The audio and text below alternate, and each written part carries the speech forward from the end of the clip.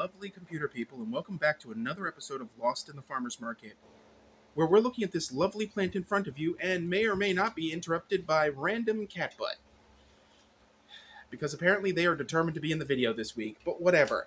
The scientific name of this lovely plant in front of you is called Blephilia ciliata, commonly called Downy wood mint. And its special claim to fame is that it is in the Lamiaceae family, so it's a true mint. And its scientific name breaks down into two words that we already know. Ciliata, which means fringed with hair-like appendages, which is a reference to the flower. And then blepharius, which is the original root word for blephilia, which is Greek for eyelash. It refers to the flower bracts being fringed with hair. Now, this one isn't in bloom, so you can't see that, but honestly, I prefer Blephilia because that sounds a whole lot better than Blepharius, which sounds like the noise you'd make before you vomit. Blepharius! Yes, both of the lab cats are looking at me like, what the F? But anyway, this plant is native to Central and Eastern North America, so it is a native. Yay for natives. Woohoo! It's hardy in USDA zones 4A through 8B and is classified as a short-lived perennial, which means anywhere from 2 to 5 years usually. In the southeast, that might be on the 2 to 3. I'm not entirely sure. I couldn't find any consensus on its lifespan, but I do know this. It is a true mint, so that means any of these stems in water could probably root, so there's that. You could also hold one of them to the ground with a rock, and it'll root underneath it, and then you can cut it off and harvest that and clone the plant. Now anyway, its soil pH preference is 6 to 8.0. Its exposure is full sun to partial shade. Its height is 1 foot to 2.5 feet. Its width is 8 inches to 1.5. Not bad. It's also known as the Downy pagoda plant, Ohio horse mint, and the sunny wood mint. Ohio horse mint sounds like an old soul band. Or is that the Ohio Players? Whatever. Anyway.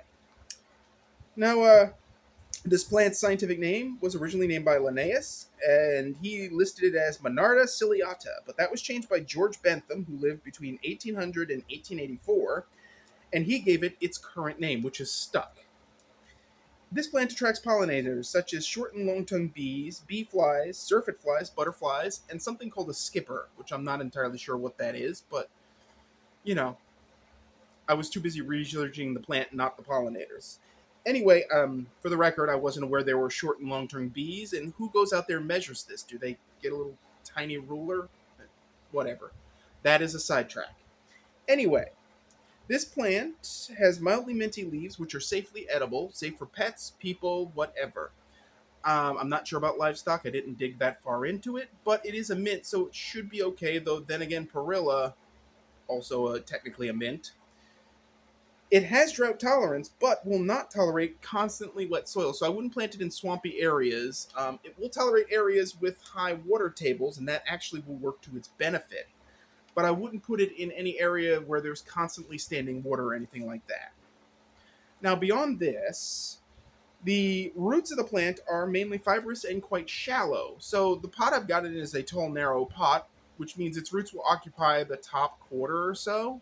Maybe further. They'll never make it down to the bottom, but it creates an imaginary column of soil for which there can be a reservoir of moisture so that when I water, I don't have to water as frequently. That's a dirty little plant trick, by the way.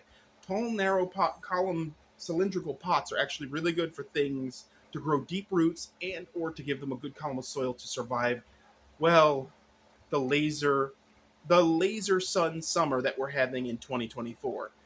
And since this is filmed for August, yeah, we're still in the middle of that heat wave. It's still whooping our butt. But anyway, that's Downy wood mint in a nutshell. Now, the downside is I didn't have pictures of flowers because you can't have them all. But this plant is unique and interesting and native, and you should consider it.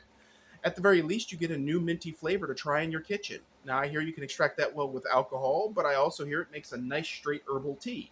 No caffeine, of course, but you mix it with something else, maybe black tea, and that's how you get your caffeine. So, that's Downy wood mint in a nutshell. If you like this episode, please hit like. If you haven't already, please subscribe. It helps the channel grow. Thank you, everybody who's been coming over from the Sandhills Wild Harvest Tour Facebook site. I appreciate you guys joining and subscribing. Stay tuned. We'll have more content, and we're looking at the possibility still of doing an episode out on one of the tours. We'll see.